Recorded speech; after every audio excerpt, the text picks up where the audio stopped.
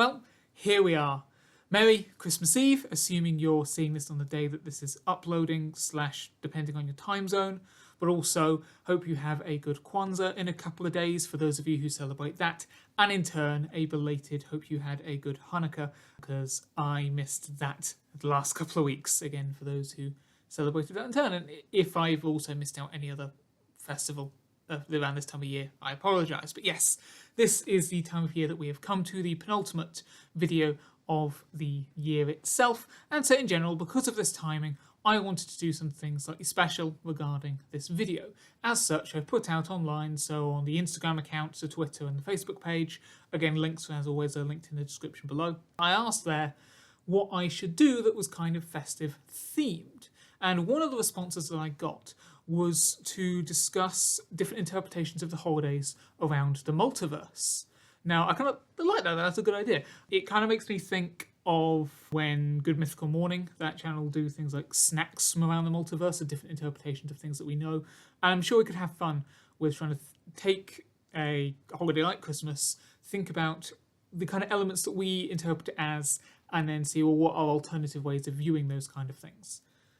If I was to do that, though, that would take a while. So, as in for me to just think through a couple of details, and again, the time between getting the suggestion and recording this, and the fact that I have plenty of other stuff going on at the moment as well, kind of means, yeah, I don't have time to really think through that. So maybe we'll save that specifically for another day. I don't know, we'll have to see. But kind of going along that sort of ideas, rather than me coming up with different versions of Christmas across the multiverse, instead we're going to look at just one specific fictional equivalent of Christmas that already exists within the literary canon.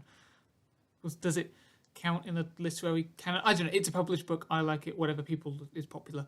Anyway, we're accepting it, we're going with it, I'm not taking another take of this. Specifically, the interpretation that we're going to be looking at today is that of Terry Pratchett's Discworld, i.e. Hogswatch, as best seen in the book The Hogfather. Hello and welcome to the Non-Chronicles. My name is Dominic and this is usually the channel where we would then just discuss the lore of the books that I am writing, but if you've been following these videos you'll know that every so often we'll just pop in to other pre-existing franchises and have some discussions about those as well. So again, as I've said already too many times already, it's Christmassy themed, that's the time of year. I've, best as I can, got kind of my reddish outfit, because I don't really have anything else that's more specifically, like I don't have a Christmas jumper or whatever. But here we go, here's the colour scheme, which you also may recognise this from like the Welcome to the Channel video, like the very first one. So we're kind of tying things back all full circle. Not that this is the end by any means, I have plans for videos through to 2022. But either, yeah,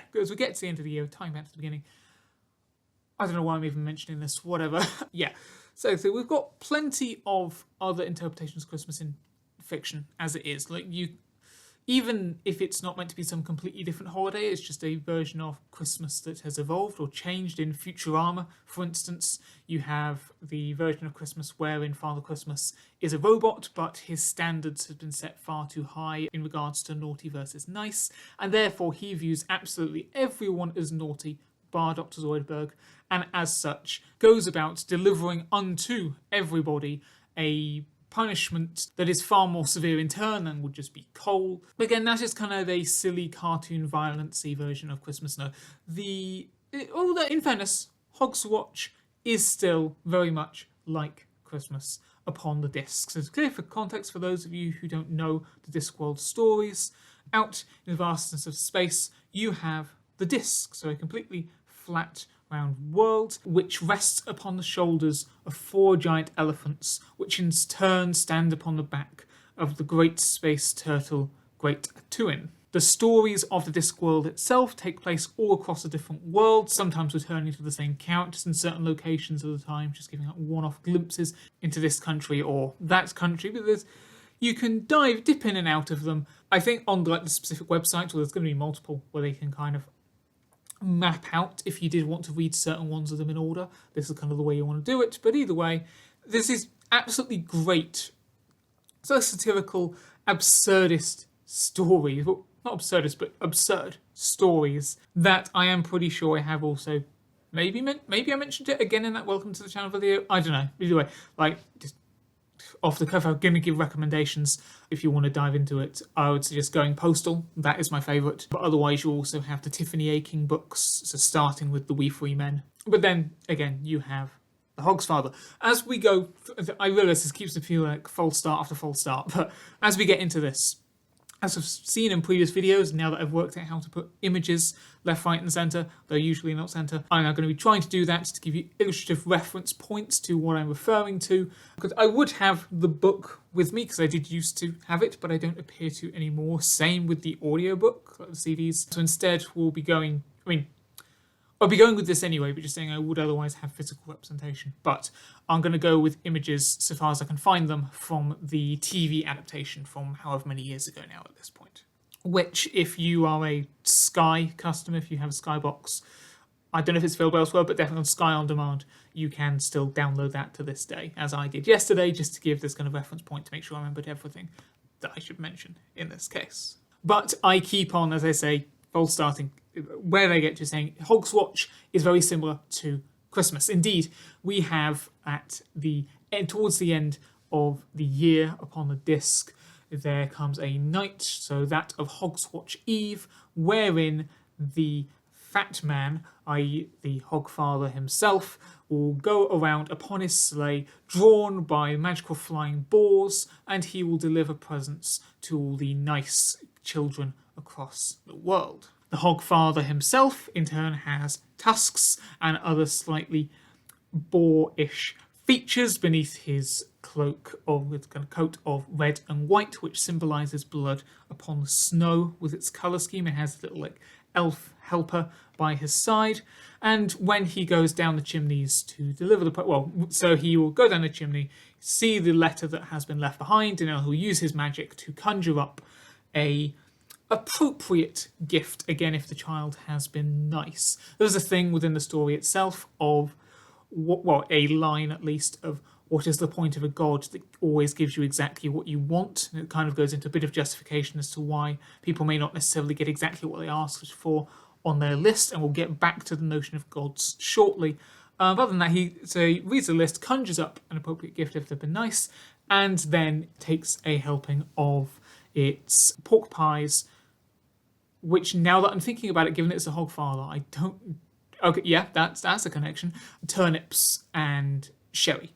That's kind of usually what's left for him there. And you can end up with, the helper at some point in the story having had 1.8 million sherries at a given point in 60,000 pork pies or whatever. The whole logistics that they explain here of how this can be done in one night is that, like other slightly mythical or anthropomorphic personifications, these kind of beings such as Death himself, which again we'll get back to, they exist, or they can move around the world in a slightly different state of existence, a slightly different plane. And as such, they're subject to different rules of time, and they can go about things in a slightly more magical way. So in this regard, how really notable is it in terms of similarity or difference to our Christmas? How much really is it as a parallel version that it's worth, again, noting of? I think I may have repeated myself, doesn't matter.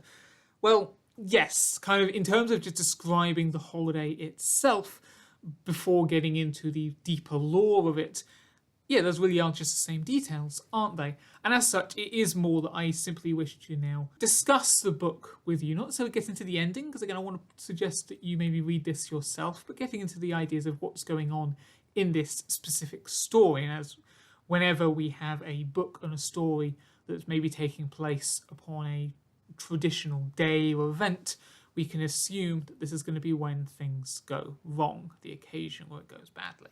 In this case, we have the appearance of the Auditors of Existence, so these beings that have appeared in other Discworld books as well, which in general just seek to keep reality in line and going and operating per their views of it. And one of their specific views is that humanity's creativity is bad. We shouldn't be telling all these fanciful, nonsensical stories. The Auditors themselves are very adherent to the literal, again as seen in some other stories. And as such, on Hogswatch Eve, they go to the Assassin's Guild in Ankh-Morpork, the largest twinned city on the disc, and they hire an assassin to end the Hogfather, with it being the case that they view the Hogfather as a symbol of humanity's creativity. And indeed, again, per the whole wider lore of the Discworld books, there's a whole thing about figures such as like gods and these other beings being the product of human belief in them. So as more people believe in a certain thing, the more powerful this entity becomes, and the fewer people believe in them, then the weaker they become. That's how you can end up with, I think off the top of my head, it's Anoia in a different book, who used to be like the goddess of a certain volcano, but now, by the time of the books, she's reduced to being the goddess of things that get stuck at the back of drawers that make it hard for you to pull them out. And as such, she is summoned by the annoyed sounds of trying to rattle a drawer. But again, you get the idea. The particular assassin who gets hired is Mr Teatime, who, as it happens, has actually already, just in his own time, thought about ways to dispense with these powerful figures, again, like the Hogfather, like the Tooth Fairy, and so forth. So he's set out to do this for this massive price reward if he can do it by the end of the night, because again, the auditors want to get rid of this before Hogswatch itself, because that's really like the peak moment of embodiment of the creativity.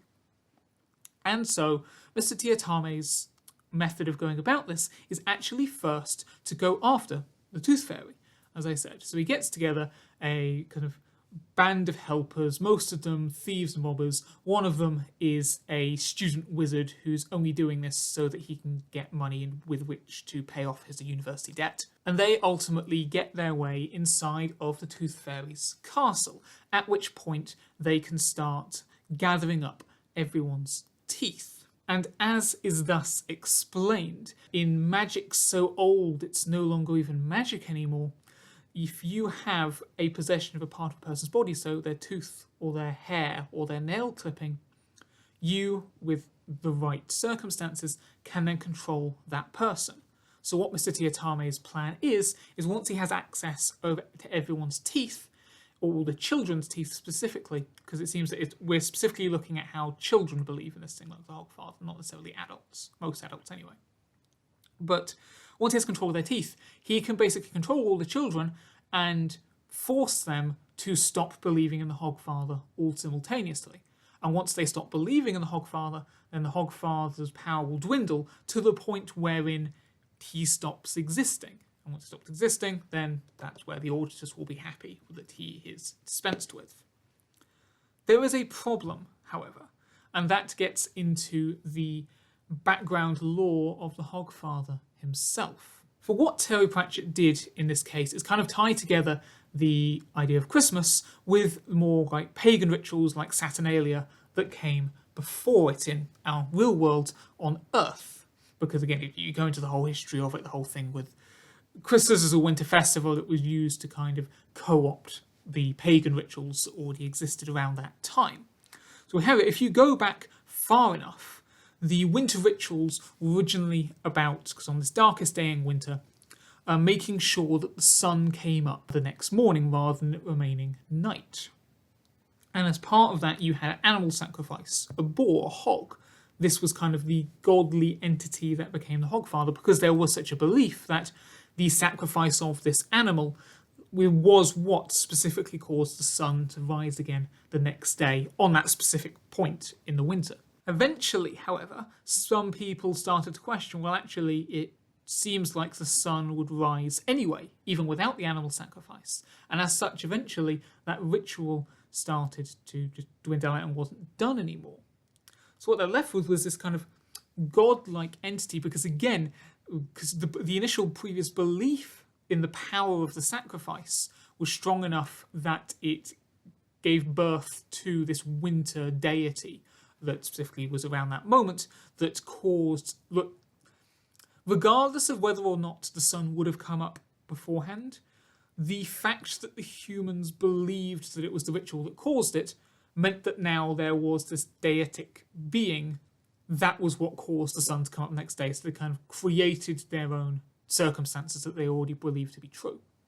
And once they start to doubt in this, this winter entity, which is different to the Wintersmith, who actually creates winter as a whole, which is from a different book. This being kind of adapted into a different way, and eventually you instead got to Hogswatch and the Hogfather, he taking on that form instead. And again, it became the belief in children that if they were good on that night, then the Hogfather would come down the chimney, leave them gifts, and so forth. And it was the hope that they would get what they wanted. Again, this goes back into not giving people exactly what they want, but the hope that they're going to get what they want, rather than being known as a certainty. This gives the Hogfather his power. Just under different circumstances, his existence again is what permits the sun to rise again the next day. So, if we now have a situation where the Hogfather is about to stop being believed in, then the sun would not rise. Now, the first person to notice that something is wrong is Death himself. And again, this is an interpretation of Death that, it's just turns up when someone has recently died and just is what passes their soul over to the side. You do, after a given point, also have deaths, different things. You have the death of rats, for instance. But also he's kind of characterised in that he has a love of cats and he rides a horse named Binky and stuff like that. Generally a nice guy. A fair guy, maybe better to say neutral. But he, again, senses that something is out of balance, and he finds, after going through all of his records of the lives of everyone, that in the kind of section for mythical beings, the one for the Hogfather has started to run out, and that's not supposed to happen. So as such, he goes around to try to find out what's going on, and ultimately, in order to try to save Hogswatch, he then takes on the guise of the Hogfather himself. Because if he can't rescue the physical being of the Hogfather, he doesn't know where he is, he can still save people's faith in the Hogfather. And still, again, if he comes down for people's chimneys, he makes a public appearance at a shopping mall, which leads to, again, because this is Death and doesn't really know what he's doing in this case, indeed giving people exactly what they want, including giving a little girl a very real sword, to which, I've seen this kind of cartoonized and quoted on the internet before, so I know it is a popular, right. It's not odd for me to like this scene, but it is, you can't give her that. That's dangerous. It's a sword. It's meant to be dangerous. But she's a girl. It's educational. What if she cuts herself? Well, that would be a very important lesson. Moments like that, and again, in turn, the shop owner himself getting very angry at the fact that the Hogfather is giving away these gifts for free rather than doing what the imposter Hogfathers are meant to do, which is obviously, again, in this sense, have the Hogfather present the child with some present from the stock, but then the parents still have to buy the present before they leave. So he's very angry about that. Either he's going around trying to save this, but of course, with Mr Teatime, by a certain point in the book, finally succeeding in getting inside people's heads, that still isn't enough. Even if they were to see Death in his costume, these children still have a direct control of their minds, telling them that they don't believe anymore. And that's where we get to Susan, who is Death's granddaughter, in that Death adopted her mother. But kind of through those connections anyway, Susan has her own kind of otherworldly, partially death-related abilities. And so when she finds out this, again, same danger to the nature of existence if the Hogfather dies, which Death had kept from her because she had previously had her own thing of she wants to live her own life. She doesn't just want to live in Death's realm. So he kept on her, but she finds out anyway. So she goes off on her own to the Hogfather's Castle of Bones to find out where he's gone, and as the castle's collapsing, again due to the lack of belief, holding it sturdy, she finds Bilius, who is the O-god of hangovers, who is an entity that had not previously existed. And again, throughout the world, we specifically see this with the Unseen University for the wizards in Ankh-Morpork, but these other beings, such as the Veruca gnome and the creature that eats socks in the laundry, these other beings are starting to come into existence spontaneously. Because now that faith is no longer being directed into the Hogfather, it doesn't just disappear, faith is too powerful, and therefore kind of this excess bursts of it are causing these other partially godlike beings to just pop into existence whenever, even if people don't truly believe in them, just consider the notion of them. So you have this thing where the wizards keep on joking to each other about these things that they thought might exist, like the Veruca gnome, or they're teasing each other about these fictitious things, only to then find that those beings have indeed sprung into existence around them, and then they are indeed subject to the troubles that those creatures impose upon them. So from there, with these extra things like Bilious showing up, and with the help of the wizards, you have Susan having to try to get into the Tooth Fairy's castle to try to stop Mr Teatime before it's too late. Of course, also, you've got the auditors still around who, while for the most part they're watching, they still want to ensure that the Hogfather is got rid of. And indeed, you also still have Death himself, still trying to do his best to keep the spirit of the Hogfather alive. And with that, basically all that's left really would be for me to go into the ending itself, which again, as I've said, I don't want to really get into because I want to leave that for you guys to discover and enjoy for yourselves, whether that's the book or the audiobook, or as I say, if at the very least, if you have a Skybox, you can find the 2-part like feature special to Pratchett's Hogfather on there still. I don't know if it's available elsewhere. I couldn't find it on Netflix or Amazon or anything. I don't know. Either way, it's there for you to find out for yourself. That is just a different kind of Christmas tale. If you're looking for a different one and you haven't come across that before, something to make a change that's more fantastical than necessarily the usual Christmas films we might see at this time. I will leave this there, therefore. I hope you've enjoyed that little exploration. Next week, for the final one of this year, we'll just return to the Non-Chronicles themselves to talk about something that, again, is ultimately going to be rather important to the overall franchise. I wanted to end on an important note, yet it's something we haven't discussed yet. Okay, we'll leave that all for next Thursday. Until then, you can obviously check out other videos on the channel. If you want, you can still check out the books as well. Remember, Gift of the Man-Sin and the Ark of Angels are still on sale if you want them until January 1st, either as, well, at this point it would be very late to get a Christmas present, but maybe something afterwards, or anything like that. They're there if you want them. And of course, they'll still be available afterwards as well, after that point, just for regular price. And either way, with that, you can do all that, or either way, I'll just see you next week. And until then, just remember to keep on telling stories.